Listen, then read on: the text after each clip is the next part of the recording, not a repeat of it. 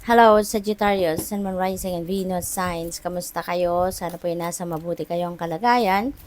Welcome back po sa Star Tarot. Kung bago kayo rito, welcome din kayo. Thank you for your support. I truly appreciate it. God bless you all, Sagittarius.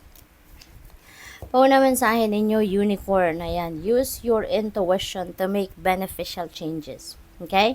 So, gamitin ninyo po yung inyong intuition. Paandarin ninyo yung inyong intuition to make that beneficial changes, no? Dahil laging may gabay sa inyo. Lagi kayong pinapadalhan ng Divine Universe ng guidance. Kaya, gamitin ninyo ito para maging maayos, maging maganda yung mga pagbabago na gusto mong mangyari sa buhay ninyo, no? Kasi when you allow your intuition to be your guide, no? Dadalhin ka niyan sa tamang daan. Dadalhin ka niyan sa tamang desisyon kung ano ang dapat mong baguhin, ano ang dapat mong gawin, yung mga ganon. We have Seahorse, Family Matters. Ayan, so siguro meron kayong asikasuhin ngayon sa inyong pamilya, no? Maybe this is something na hindi ito parte ng routine ninyo, no? Na pag-aasikaso sa inyong pamilya. So this could be anything, no? Baka meron kayong kailangang asikasuhin sa inyong mga anak, kung meron kayong mga anak or sa mga magulang ninyo or sa person ninyo, yung gano'n, ano? So, what else? We have desk, pay attention to your work, okay? Kasi baka ang iba sa inyo rito is distracted, no? Kaya wag na ninyong dalhin kumbaga sa trabaho.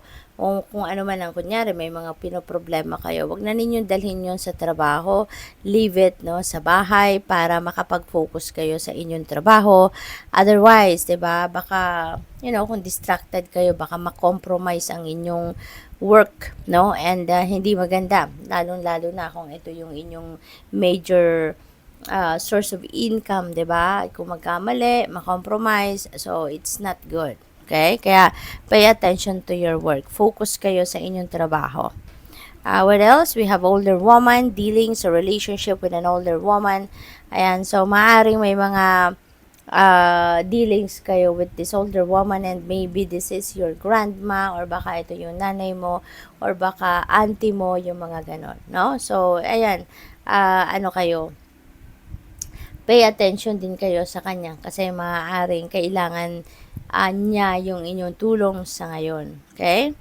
We have angel, spiritual guidance, protection from harm. Yan, so napakaganda rin ito. You're definitely divinely guided, spiritually guided.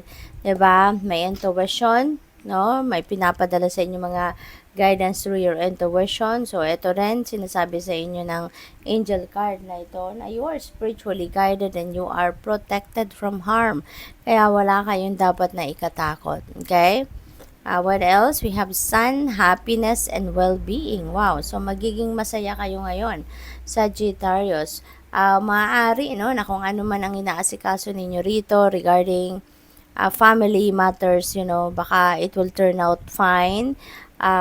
Maybe things are turning out perfectly for you. So, kaya magiging masaya ka. At maganda, no, siguro din ang inyong pakiramdam. Kaya pati yung and well-being, sabi dito, happiness and well-being. So, siguro magandang inyong pakiramdam, 'di ba? Siguro you were able to rejuvenate and recuperate, 'di ba? Kaya hindi na kayo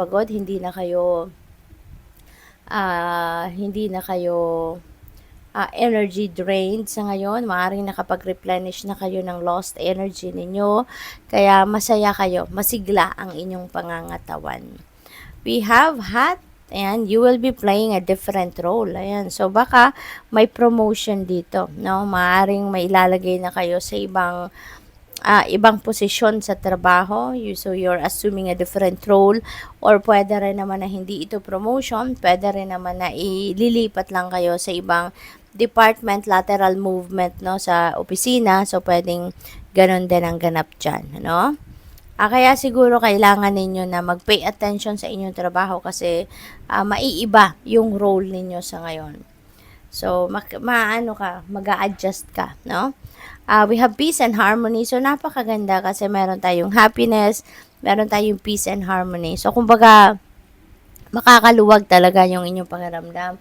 Yung isipan ninyo will be relaxed, yung feelings and emotions ninyo, you're going to have peace and harmony within yourself. Kaya maganda to, magaan at positibo, no? Yung energy na babalot sa inyo at this time. We have tent, yan, temporary situation. Okay? So, well, lahat naman ng sitwasyon temporary lang talaga, 'di ba, Sagittarius? Kaya, maaring paalala lang ito sa inyo na huwag kayong mag-alala ano man ang inyong sitwasyon, lalo-lalo na kung hindi masyadong paborable para sa iyo, one day it will change kasi lahat ng sitwasyon ay nagbabago. Lahat ng bagay ay nagbabago, no? Kaya huwag kayong mag-alala. Yeah, broom, new home, new attitude. Ayan. So, maaaring kayo ay kasi ito 10th, 'di ba? So, pwedeng mag-resonate ito sa tinitirahan talaga. So, since you have new home, energy, so pwedeng ang iba sa inyo dito, baka temporarily, nakatira muna kayo sa, kunyari, sa kamag-anak, or sa parents ninyo, sa in-laws ninyo, or baka nagre-renta kayo ng matitirhan muna habang kayo ay naghahanda dito sa bago ninyong tahanan. Baka nag-build kayo ng sarili ninyong bahay at hindi pa siya tapos, hindi pa siya ready, no, to move in. Kaya maaaring nakikitira lang muna kayo or nag-uupa siguro kayo ngayon, no? But definitely there is new home, no, na uuwian na kayo pretty soon. At maaari din ang iba sa inyo, hindi lang bagong bahay, hindi lang bagong tahanan, kundi pati yung pag-uugali din, baka meron din kayong babaguhin dito, no? So, napakaganda. What else? We have camel, persevere, and you will overcome problems. Ayan, magsikap lang, pagtiyagaan, pagsikapan, ano, kung ano man ang mga problema ninyo at pasasaan ba't mahahanap nyo din ng solusyon dito. Kaya huwag kayong mawawalan ng pag-asa. Lahat ng problema may solusyon. Yan ang lagi ninyong tatandaan. We have bell announcement. Ayan, so may importanteng announcement siguro kayo or baka kayo yung makakarinig ng mga announcement na to. So pwedeng announcement ito ng promotion kung sa trabaho, announcement ng additional pay raise, or baka announcement ito na baka ang iba sa inyo, manganganak na, mag-aasawa na, bagong engage, or mga ganun ba, no? So, this is an exciting announcement. We have teapot, deep friendship with someone of the same sex. Ayan, so, maganda rin, no? Kasi siguro, you will be focusing as well on friendly relationships, no? Baka meron kayong dati ng kaibigan pero ngayon mas yung pagkakaibigan ninyo will develop into a more deeper friendly relationship, no? So siguro mas ramdam ninyo ngayon yung kanyang kabaitan, ramdam ninyo yung kanyang kabutihan, 'di ba? Kaya mas lalo kayong naa-attach sa kanya, mas lalo mo siyang naa-appreciate as a friend. So good luck. Thank you for watching. Love and light. Namaste.